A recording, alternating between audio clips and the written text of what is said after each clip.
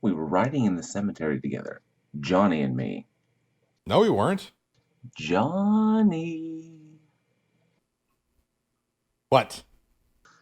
they're coming to get you, Johnny.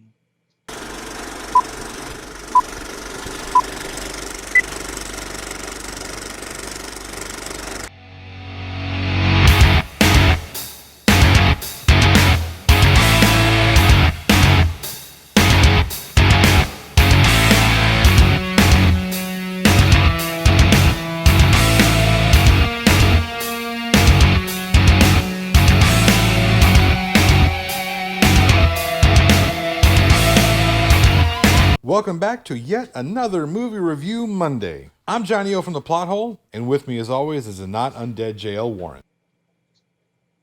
Brains. Well, there goes that. If you haven't guessed it, today we're looking back at the father fright film of frightening films, the totalitarian titan of titular terror, the baddest best of the beast. JL, control yourself.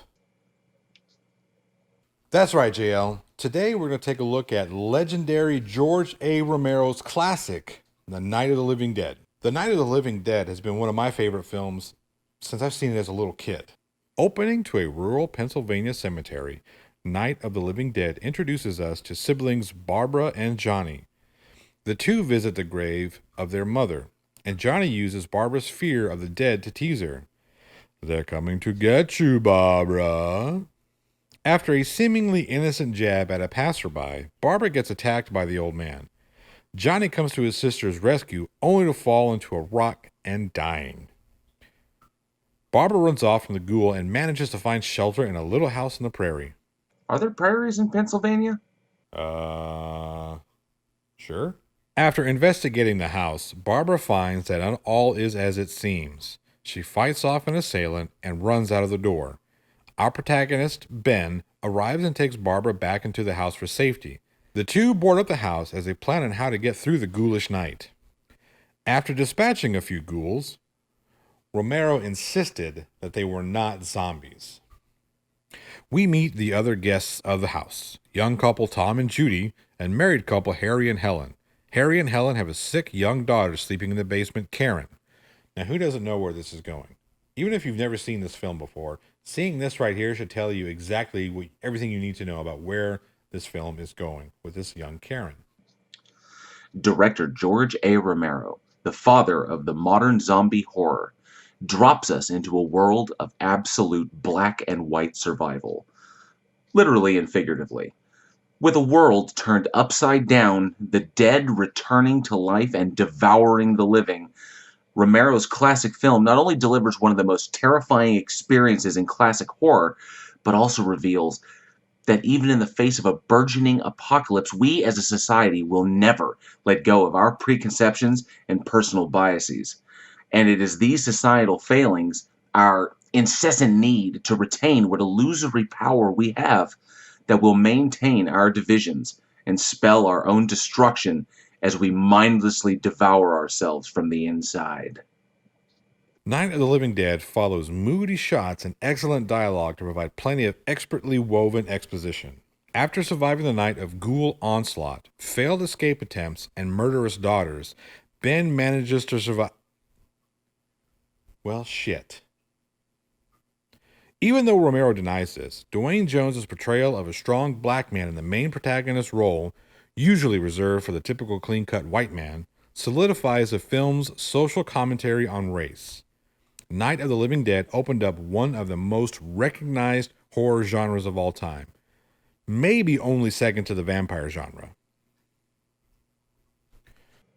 What Romero could have never predicted that cold Pennsylvania night was the tsunami of horror that he had just created. Since his groundbreaking film hit theaters, the zombie horror genre has been adapted, expanded, rebooted, and evolved to make the zombie one of the greatest horror icons ever created.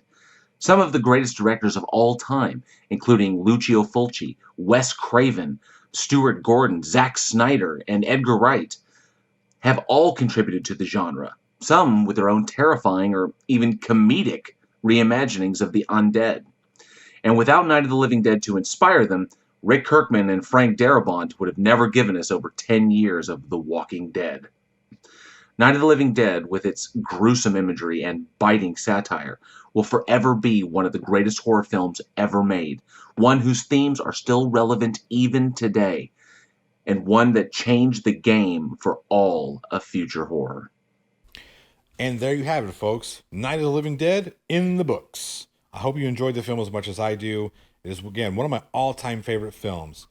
Every year around Halloween time, I try and watch this movie just because I want to remind myself of the greatness that is this film. For more on social commentary, leave us comments down below and tell us what you think George Romero was trying to portray by hiring Dwayne Jones as the leading character. Do you agree with George A. Romero when he says that he only hired Dwayne Jones because he gave the best reading or the best audition? Or do you think that there's some sort of social commentary going on? Now think about the time and place of this film. One of the coolest things about Night of the Living Dead is it came out in an era in which Hollywood almost exclusively needed to have a happy ending at the end of all of their horror films. Take a look at all of them. The ants had to die at the end. The blob had to be somehow defeated. All of the 50s and early 60s horror films had to wrap up nice and neat and give us a happy ending. George A. Romero pushed the boundaries of that narrative. What do you think? Do you agree with what he did? Do you enjoy what he did? What are your favorite scenes in the film? Leave us comments down there. Do you agree with the assessment of the social commentary? If so, leave us a comment down there. Tell us why. If not, again, tell me why. I'm always open to a healthy discussion. Be sure to tune into the Plot Hole on June 20th for Master Debater's Best in Series Scream Edition, where we're going to take a look at all the films in the Scream franchise, pit them together, and hash out which one's best.